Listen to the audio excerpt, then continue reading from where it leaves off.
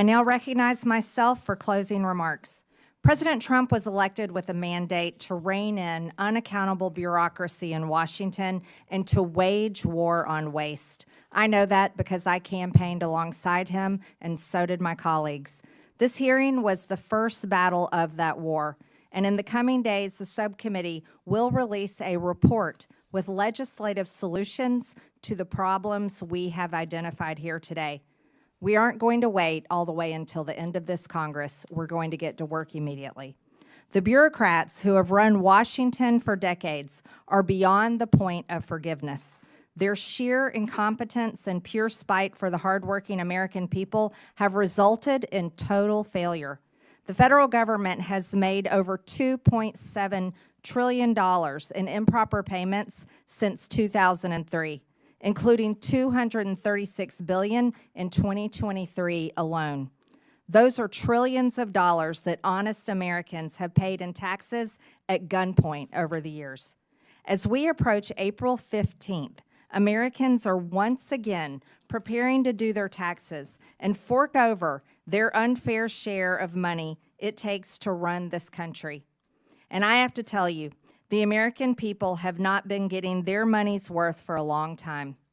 Most improper payments in recent years were issued through 5 programs: Medicare, Medicaid, the Earned Income Tax Credit, Pandemic Unemployment Insurance, and the Paycheck Protection Program. But a total of 16 federal programs had improper payment rates of 10% or more in 2023.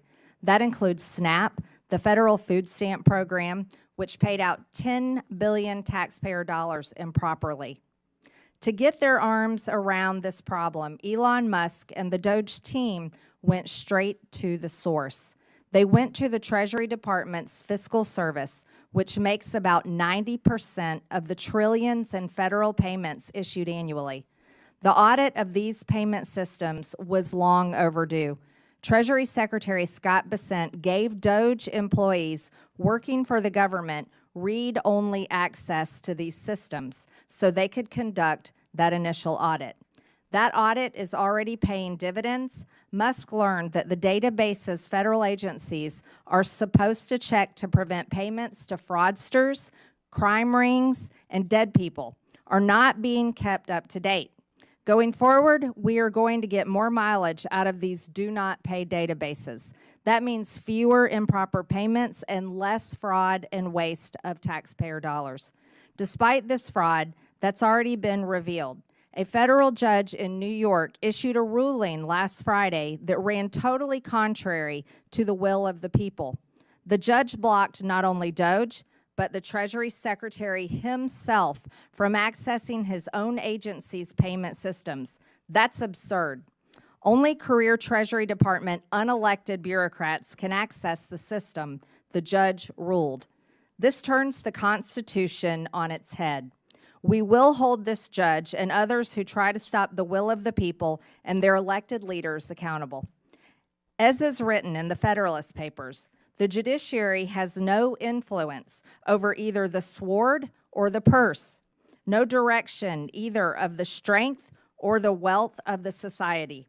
It may truly be said to have neither force nor will, but merely judgment, and must ultimately depend upon the aid of the executive arm for the efficacy of its judgments. But the whole DC swamp is freaking out that the unelected officials from Doge were allowed access to these systems. That makes no sense. Federal judges were not elected. The Treasury bureaucrats were not elected. And they have failed to fix the problem that is enabling American taxpayers to be robbed. So why not bring in skilled outside experts like private companies and private citizens who are successful in the real world to do everyday work that we need to get done here, like audits? Of course, federal payment systems are only one link in the improper payment chain. We need to look at other links in the chain.